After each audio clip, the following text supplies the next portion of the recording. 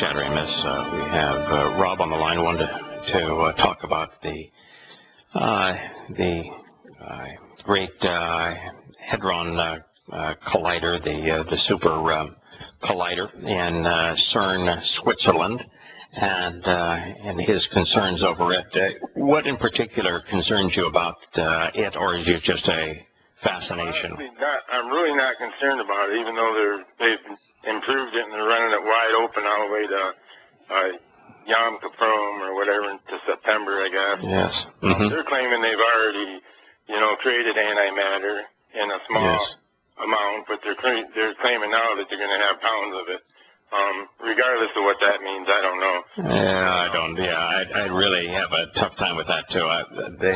The problem with with antimatter is that scientists say that for the universe to have come into existence the way it did, there had to be a fairly equal amount of matter and antimatter, with matter being ever so slightly dominant, and that antimatter is assimilated in the presence of matter, and that today it's very difficult to have antimatter exist because its life is so short in the presence of massive amounts of matter.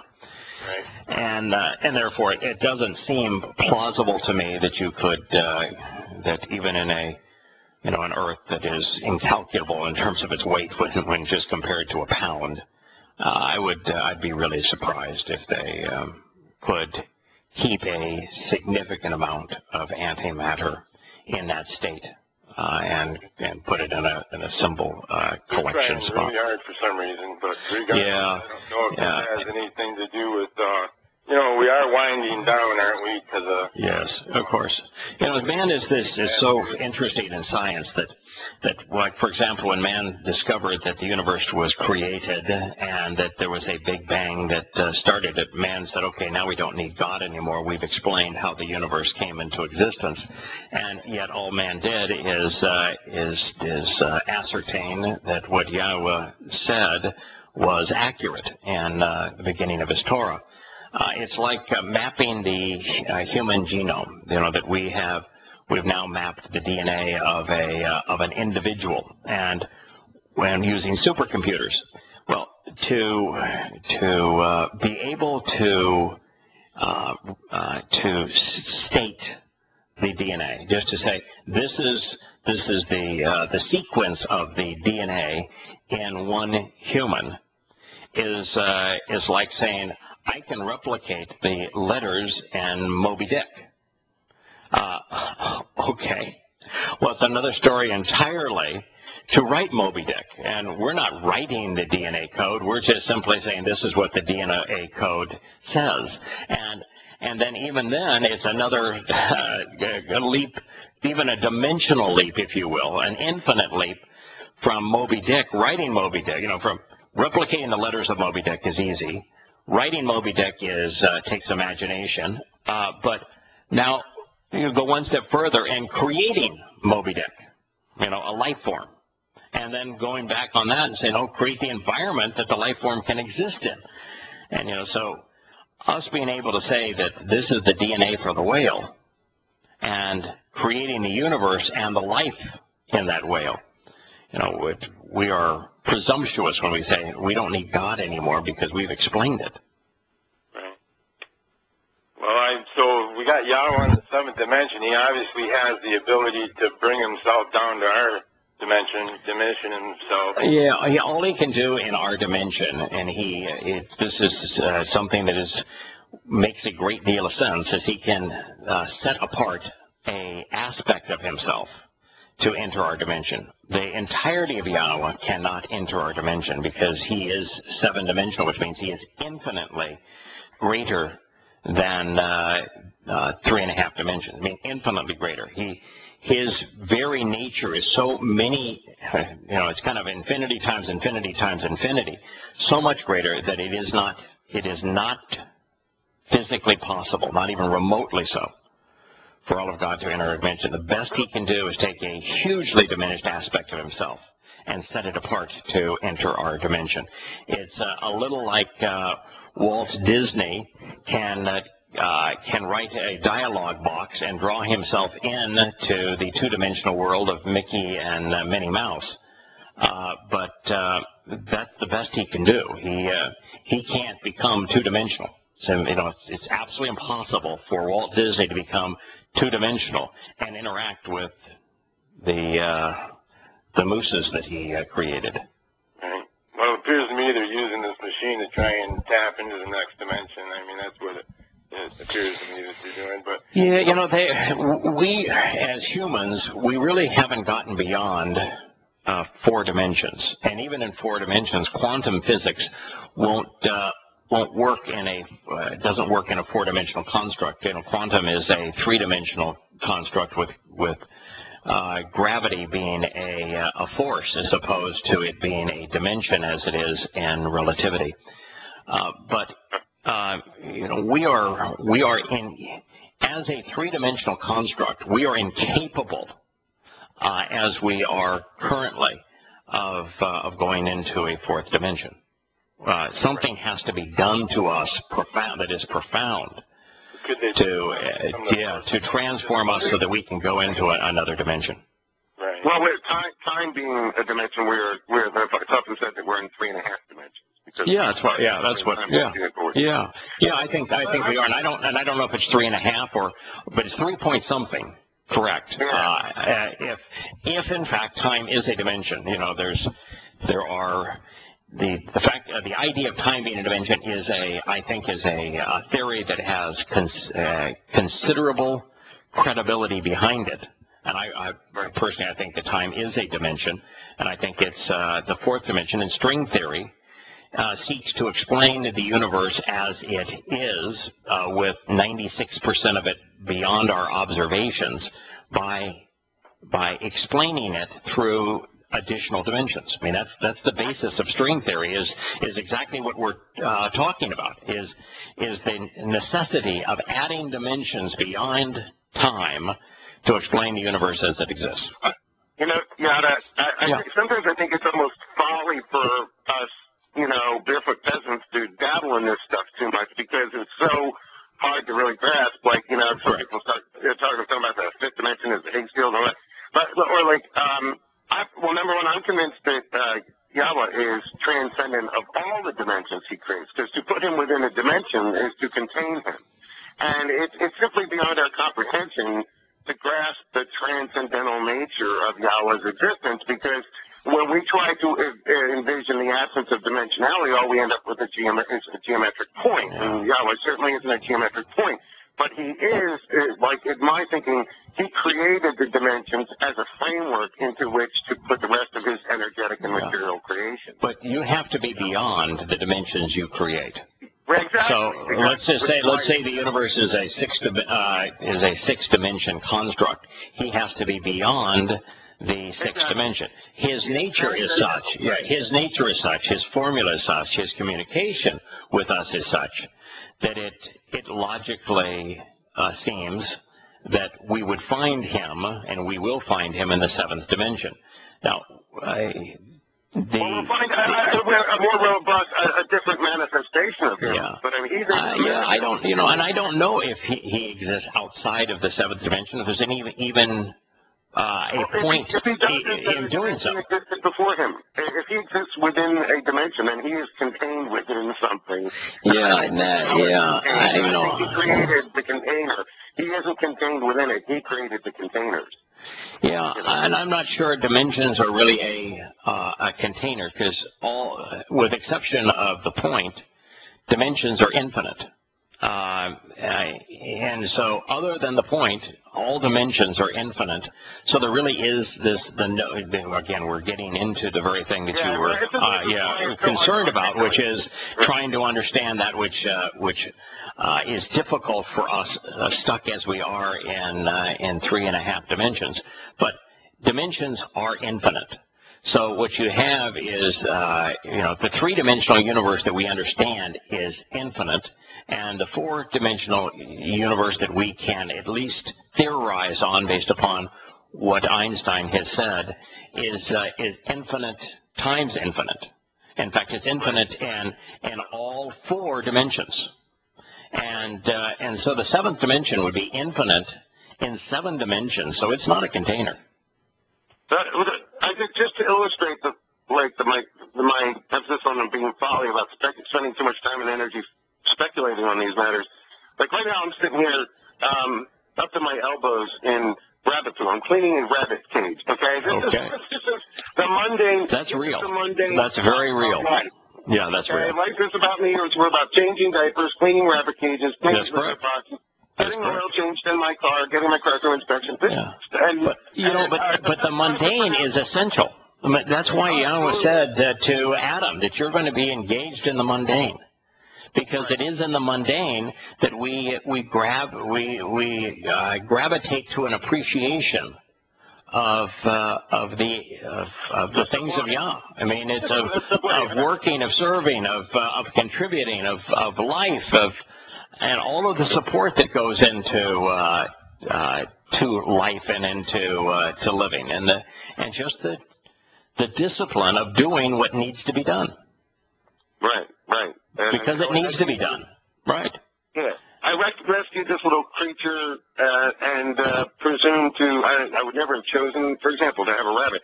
But it's this little creature, and she's part of my world, my sphere, my relationships. You know, there isn't a whole lot there in terms of intelligence and communication, but you have the whole pet thing going on. And this is part of the mundane. It's a good, having our pets and human relationships. This is all the stuff of life, and I'm much more interested in Yahowah teaching me about relationships and making my world work in the mundane sphere of life than I am about speculating about whether or not being able to say ACGT or adenine, guanine, cytosine, and thymine can make me a god, or finding a god particle can, all that stuff. I don't have precious little time for all that.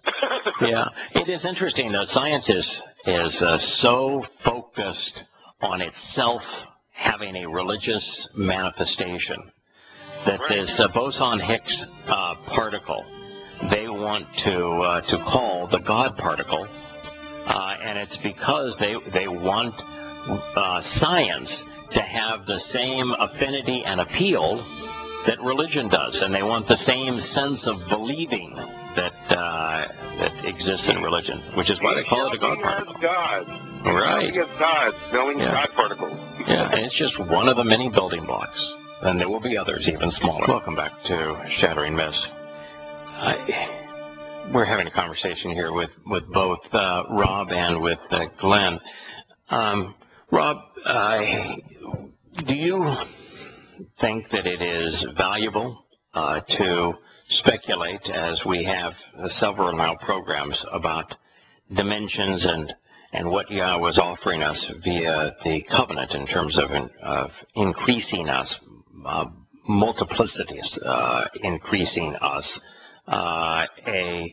this idea that he is going to transform us into energy, into light, and then empower us, that having a sense of dimensions beyond the 3.5 that we witness is helpful in understanding what our inheritance is going to be, or is it just way too esoteric and speculative to be of value? I mean, it may be too much for some, but I like envisioning the future myself. So I pretty much, I don't know, it's part of me getting to know him. I guess I want to know every aspect about him, Yeah. So I mean, I don't dwell on it, obviously. But my whole point was about bringing CERN up, anyways, was not necessarily to talk about CERN, but just to recognize that it's there and what they're trying to do. But the fact of the matter is, I mean, we can thank them because they say they created the web, World Wide Web, in 1989. I'm not sure how accurate that is. Yeah, that was a collaborative effort. UCLA was at the forefront of it. General Electric was at the forefront of it. The U.S. Department of Defense was also engaged in it. It was a means to have research institutions, companies making military hardware, and the government be able to communicate other than phone and the systems that existed at the time. And so it was created as a communication medium as so many things do that grew out of America's war desire to make things that blow things up and kill people. And so it was GE as a defense contractor, UCLA as a research institution. In fact, the head of the Air Force's research evaluation team is a professor at UCLA, which is probably why UCLA was chosen. But those three entities collectively, with the CERN team, developed the precursor, if you will, to what we call the Internet. And I personally look at the Internet as the medium that Yahowah was discussing when he said that the beneficial message and messenger would be disseminated to the entire world. Now, this program is primarily heard via the Internet. The books Yahowah.com and intotogod.org, as well as questioningpaul.com, even prophetofdoom.net, are all communicated via the Internet. And so it is the means by which the entire world can be reached with the truth. Absolutely. It can also be used for evil, Well, yeah, it's dominant. The dominant business of the web is pornography. Yeah. And the vast preponderance of what's on the Internet is fanning the flames of religion and politics and all of the evil that man is perpetrating. Of course, it grew out of what I consider to be an evil, the military-industrial complex. Yeah. I'm grateful for it because I would have never been able to come to know Yah and become, part of this covenant, this family. But yeah. It's the reason, yes, the way that we can share what he has to people around the world very effectively, very efficiently, and in multiple layers. Because, I think that there is enormous merit in both the spoken and written word. The written word is vastly more useful as a learning tool. But the spoken word is a more effective medium for communication. So if you want to do your study, reading, for example, Yahowah.com or intotogod.org, those are more effective tools for learning. Questioningpaul.com at 1,200 pages is a much more effective tool for dispelling all the myths of Christianity, but yet to make introductions, to communicate, most of us find the spoken word more effective. So both are facilitated by the Internet. So it is indeed a marvelous tool, and it provides access to really most people in the world. There's more smartphones and cellular data access plans than there is population in the world. There's over 7 billion of them. And so the whole world really has access to this. Welcome back to Shattering Myths. We have both Glenn and Rob on the line. And guys, for me, I like the dimensional discussion. And it's not because I claim that I can envision what it's like to be in the unleashed, if you will, in 7 dimensions, but because it is very comforting to me. Because it adds a layer of affirmation. It is as I read Yahowah's promises and the benefits of the covenant, it's what I see. It's what I envision. And for me, it is. I always like to at least ponder what the possibilities are. My mind just likes to go to those kinds of thoughts and places. And to see Yahowah as offering to bring us to him in 7 dimensions, and whether it turns out to be more is really somewhat immaterial because each dimensional climb is infinite. So just being unleashed in the 3rd dimension and the 4th dimension is an infinite increase in where we are.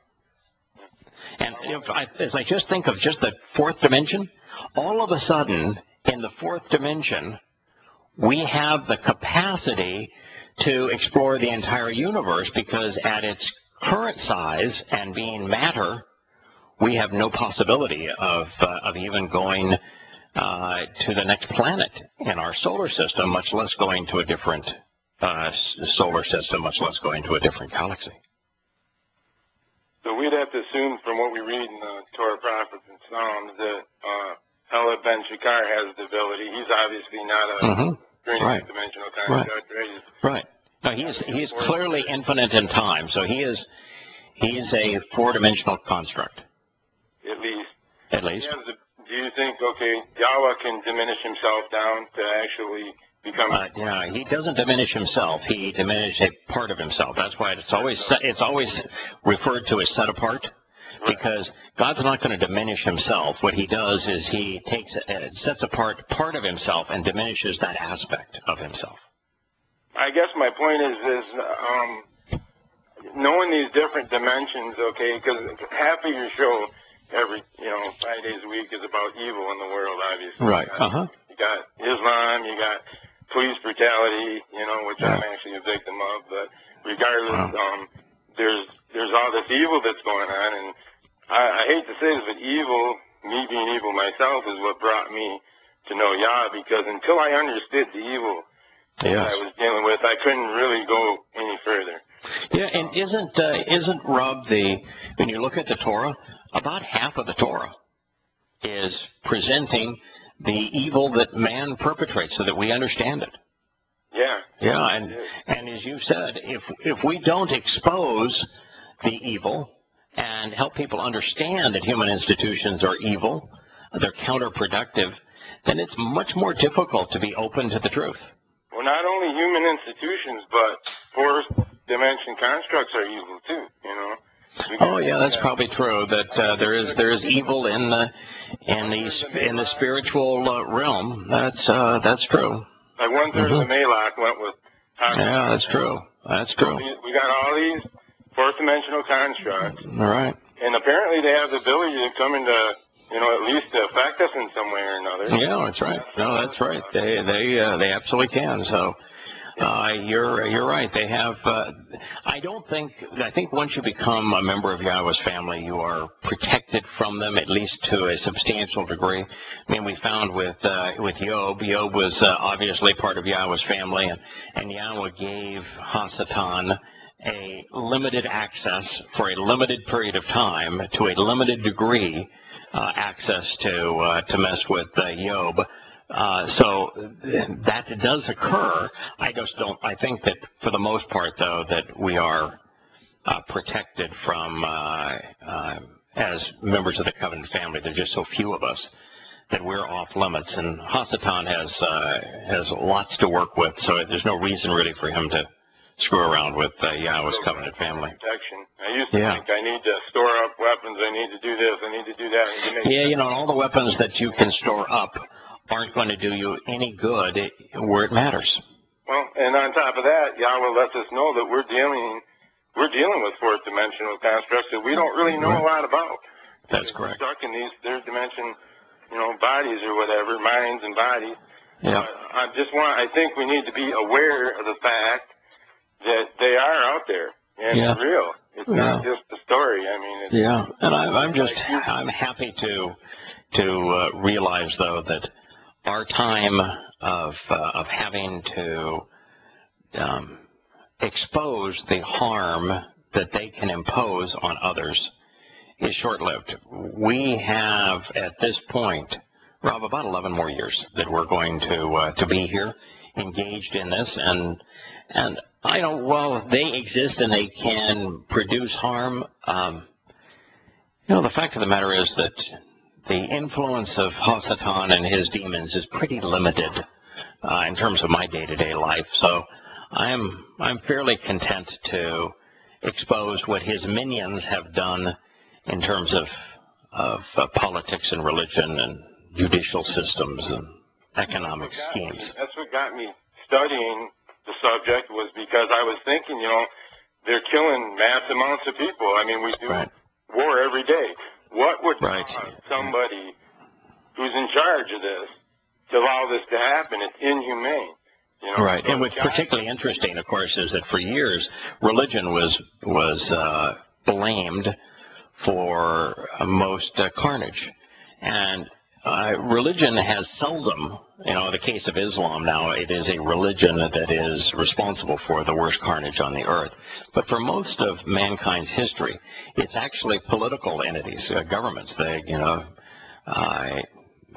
The Greeks were savages in terms of what they did in war. So were the Romans, the Carthaginians, mankind, the Persians, the Babylonians, the Assyrians. Mankind's had a long history of political military rampage. Look at the Egyptians. We perpetrate a lot of savagery, of inhumane treatment via politically controlled militaries, and have for a very long time. And while religion is interwoven into that, the primary impetus is not the religion, it's the political entity. And it's men trying to gain more wealth and power and territory for themselves.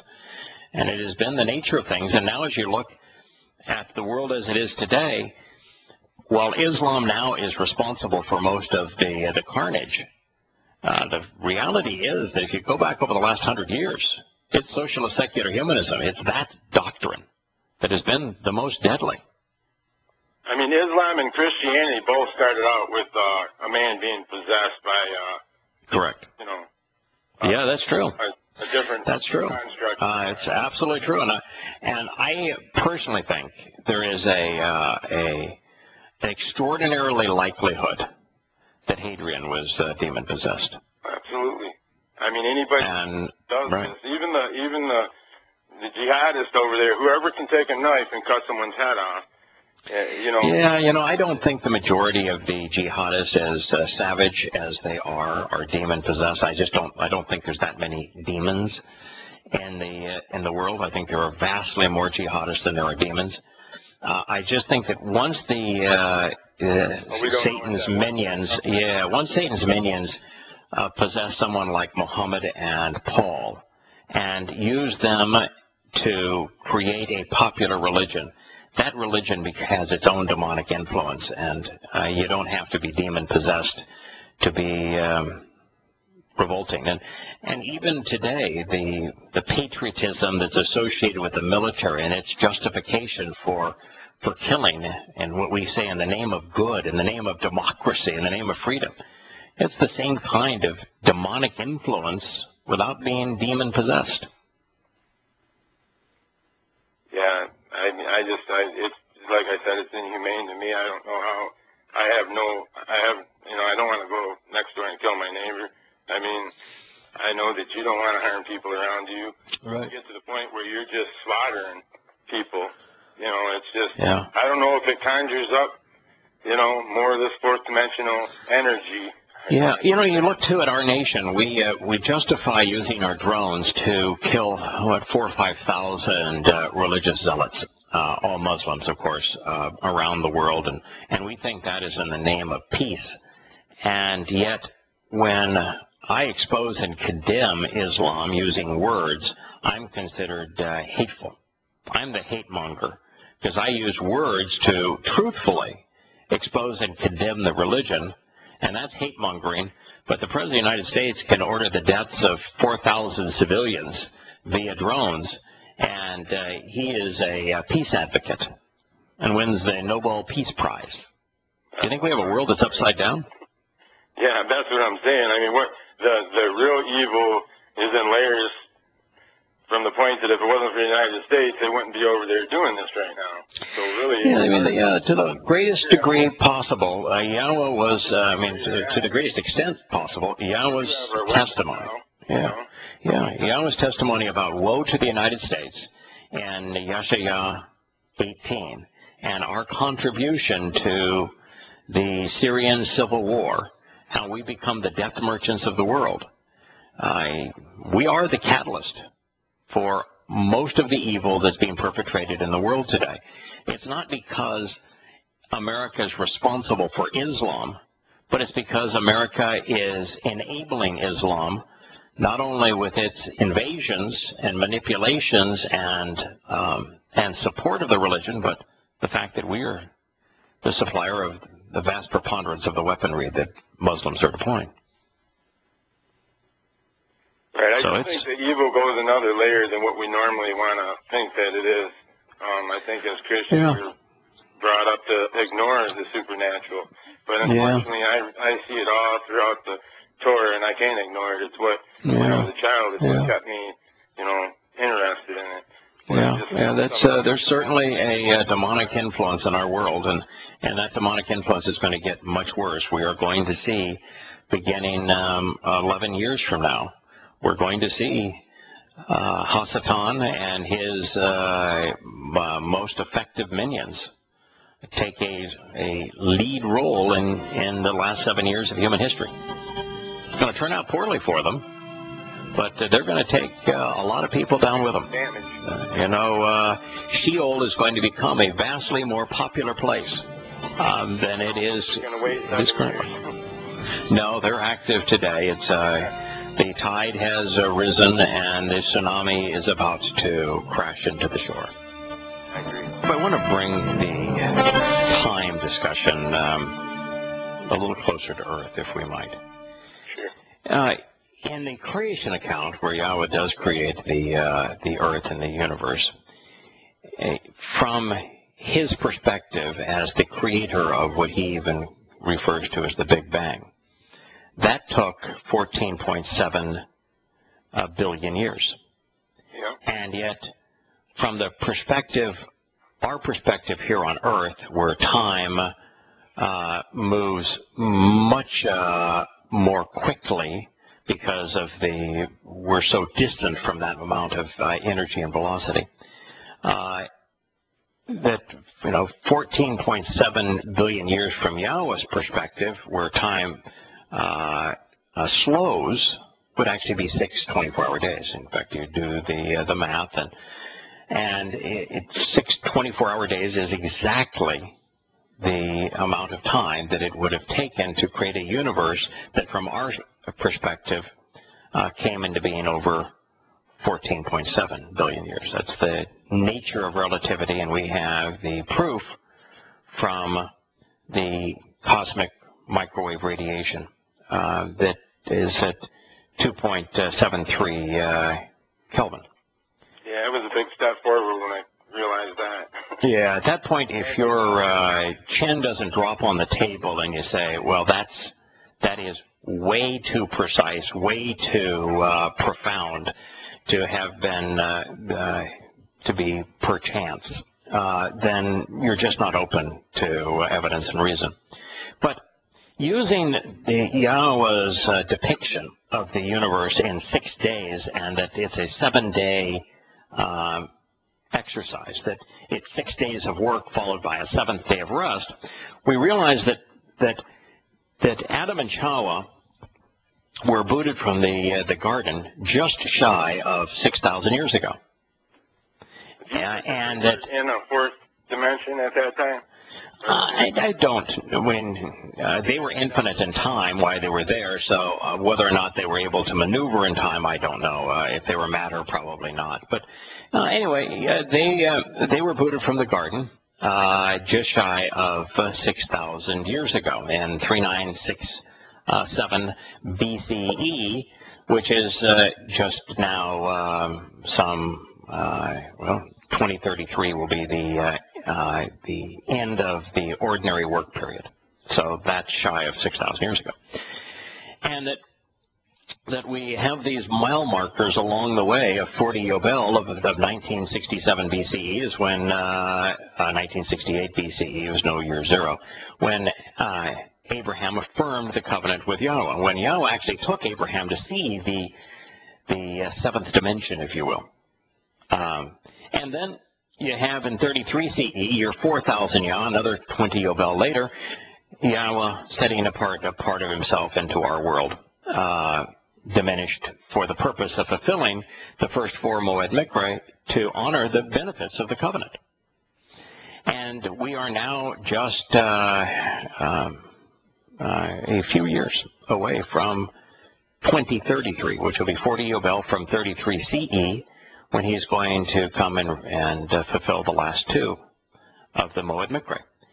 And part of the timeline fits down to earth because we will enter year 6,000 Yah, which begins the 7th millennia of human existence, where Yahweh will celebrate 1,000 years of rest with his creation, where it's going to be a 1,000-year celebration of the Shabbat. And using the timeline that he gave us, we know that on our pagan timepiece, that's 2033. That's year 6,000, which will commence on, in terms of his return on Yom Kippurim. So we can use time, even as we are stuck in the ordinary flow of it, to understand what's going to happen and when it's going to happen here on this planet, just as we can understand what has happened and how long ago it happened. Confirms prophecy, basically. Right. So we know that all of the prophecies that Yahowah discussed regarding Islam and in Israel and the United States and what is going to happen with the Torahless one and how he's going to grow out of an intersection between the empire of Rome and that of Alexander, that collectively we've got now just 18 more years for all of that to play out. 11 years before we start the tribulation and 7 years thereafter. We have 18 years where all of that is going to play out. So we know that indeed this place, this planet, is going to become more and more infected with demonic influence and with evil and human institutions. So Glenn is right. We're not going to change any of that, but we can save individuals from it. We'll be back with you tomorrow.